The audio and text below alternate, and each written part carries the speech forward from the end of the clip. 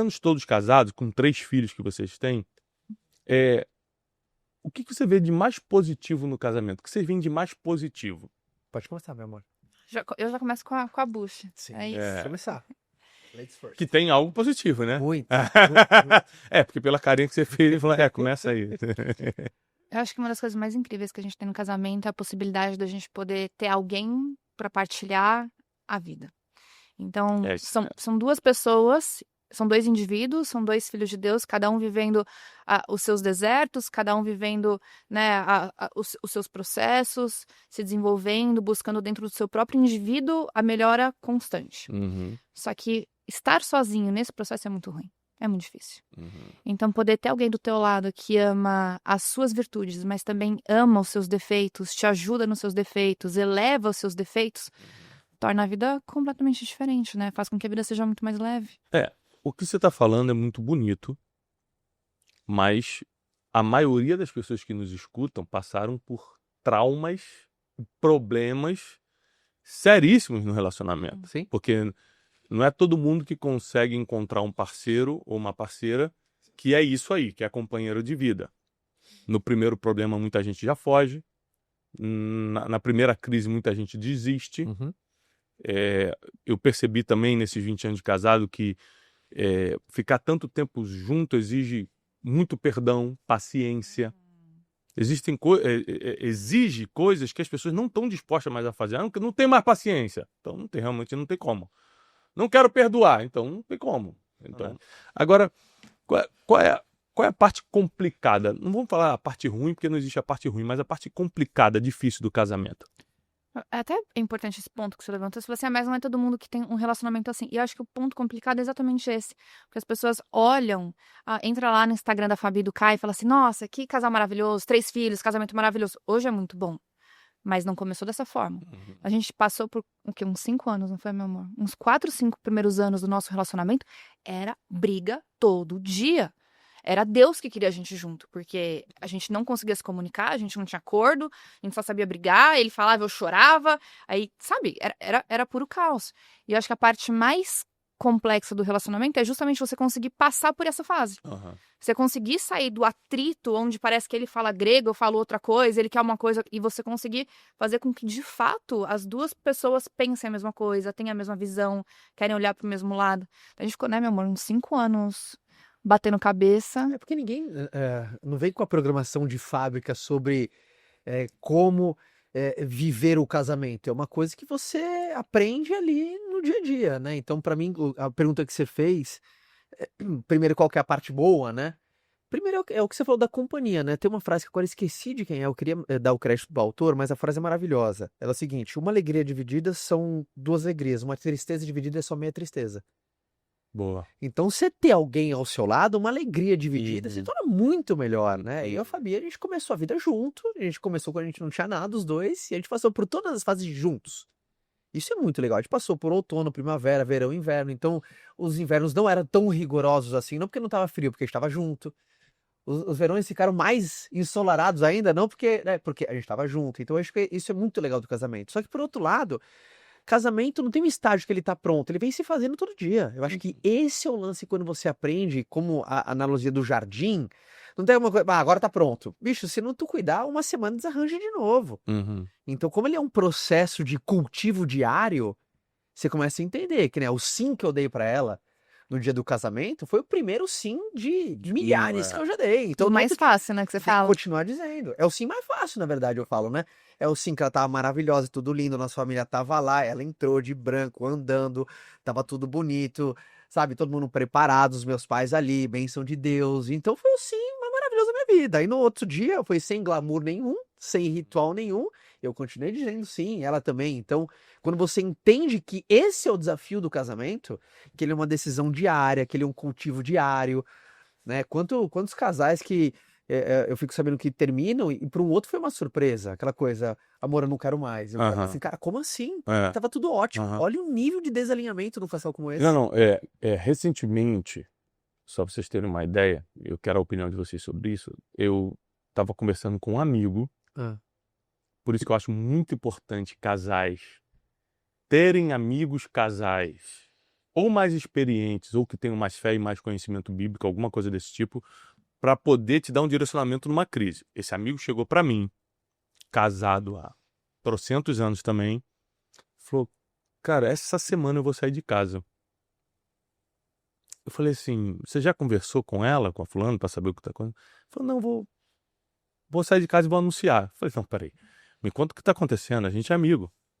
E ele contou a história que tá acontecendo, eu falei, cara, mas já na minha cabeça, né? Eu falei, se você tá me falando a verdade, é algo tão simples de resolver. Aí ele falou, não tem como resolver isso não. Não, muito difícil e tal, ela não entende. Eu falei, então faz o seguinte, me dá uma chance. Vamos almoçar lá em casa? Me dá uma chance de conversar com os dois? A gente, em 3 horinhas de conversa, que 3 horinhas parece muito, mas é pouco para resolver um problema de anos, a gente salvou, quem salva é Deus, né? Mas a gente ajudou a salvar um casamento de 20 anos. E era problema de comunicação, era falta de acordo, de alinhamento de expectativa, assim. O cara falou, cara, eu sou elogiado por todo mundo, ela não me elogia. Eu falei, por que você compromete a partir de hoje a elogiar um pouco mais ele? E você? Ela falou que você some de casa porque você é muito focado no trabalho. Tem como você se comprometer aos sábados e domingo e tal? Tá bom, me comprometo. Ou seja, parecia papo de criança. Vamos fazer um acordinho de criança e resolver um problema.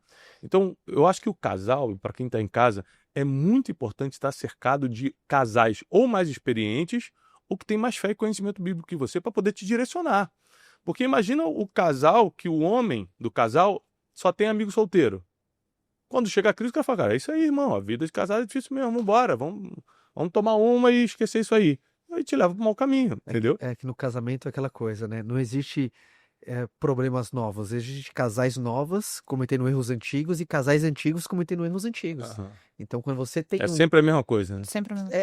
Então, por isso que você ter amigos, um ciclo de apoio com casais mais experientes, né, com mais extensidade de tempo, provavelmente são casais que já passaram por circunstâncias e, obviamente, continuam casados, eles vão conseguir te instruir com uma palavra de incentivo, de direcionamento, de orientação. Isso é bom demais, né? Uhum. Você tem um terceiro fora aquele da bacia das emoções naquele momento. O casal, quando ele se acerta de vez, porque é isso que vocês falaram, né? Os 5 primeiros anos foi complicado.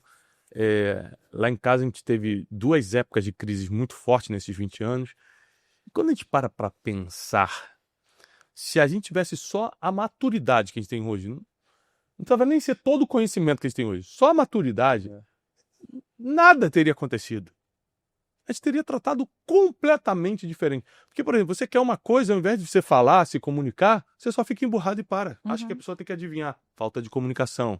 Você está esperando alguma coisa e a pessoa não faz. Falta de alinhamento de expectativa. Você sabe que eu gostaria que você agisse assim quando eu chegasse em casa? Então você vê que as pessoas cometem os mesmos erros, desde os pequenininhos, como falta de comunicação, até os grandes, como desinteresse, já começar a abrir o coração para outra pessoa, né, deslealdade, por aí vai. Os problemas são os mesmos. Então a gente tem como aprender e se blindar. É impressionante como Deus começou a nos prosperar, a fazer com que o que a gente tocasse acontecesse positivamente depois que a gente se acertou. Como é que vocês veem isso, essa parte do casal empreender junto depois que se acerta? E se isso foi verdade na vida de vocês também? Vou responder isso com uma analogia, porque ela é muito boa, mas que ela é um pouco filosófica, ela é muito boa. Quando um casal para de jogar tênis e começa a jogar frescobol, a vida acontece. O que é tênis? O meu desejo é passar a bola para o outro lado, mas o meu objetivo maior é fazer o ponto. Uhum. No frescobol, o objetivo é a gente não deixar a bolinha cair. Uhum. Então eu jogo na tua mão. Né? Eu bato, mas eu quero que você me devolva, eu te devolvo. Então o objetivo do frescobol é a bolinha não cair ali na beira do mar. Uhum. O objetivo do tênis é eu passar a bola pro outro lado com o objetivo do ponto. Uhum. Quanto casal que conversa, por exemplo, para querer fazer ponto? Né?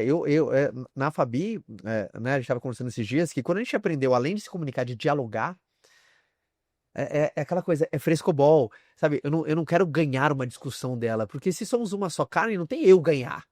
Uhum. Né? Então, quando a gente teve esse entendimento de uma unidade, eu e ela somos uma unidade, a gente leva isso tão a sério que, por exemplo, eu não consigo orar só pra mim e não envolver o nome da Fabi, é como se eu estivesse rezando pra minha perna direita e a esquerda não. Senhor, abençoa minha perna direita, a esquerda não precisa. Uhum. Então, eu vejo que esse primeiro ponto, esse entendimento melhorou muito o nosso fluxo de conversa, o nosso fluxo de comunicação, o nosso fluxo de interesse, que a gente percebe que o casamento é um jogo de frescobol. Quantos casais competem em casa, cara? Quantos casais nesse exato momento o cara compete com a mulher dele, a mulher compete com o marido. Não é aquela sinergia. Então, acho que isso foi determinante, foi uma chave que a gente virou. Principalmente, como a gente começou cedo, né? A gente novinho. E é importante começar cedo, né? É tão melhor. Eu falo isso com meus filhos. E assim, a gente foi amadurecendo cedo também, né? Eu vou fazer 39, né? É mesmo, eu 47. Eu dava uns 47. Então, por mais entre aspas, nós somos jovens, então já tem essa... Bem entre aspas. Né? É.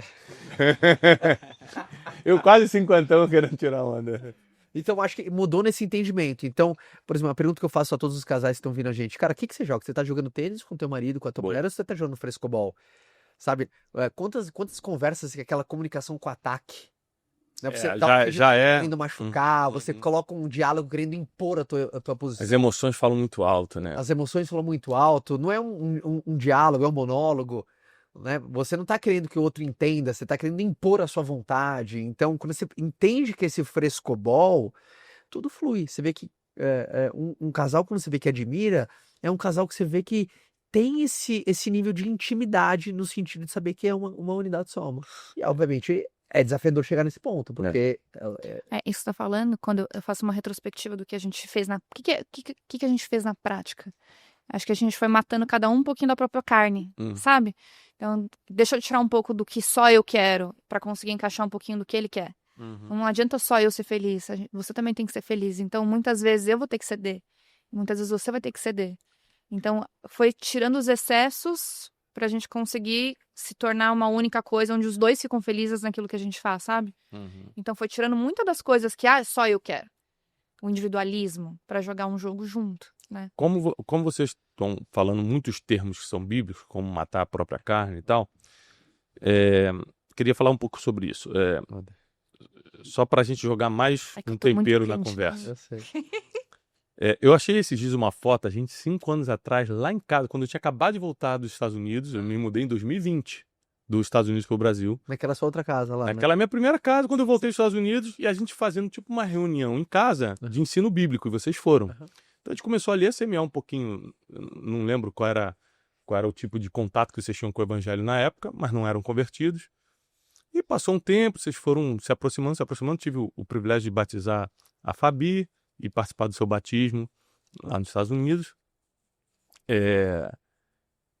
E como é que a espiritualidade amadureceu e deu um novo rumo à família de vocês? Na prática, eu não quero saber da religião, eu quero saber na prática o que aconteceu.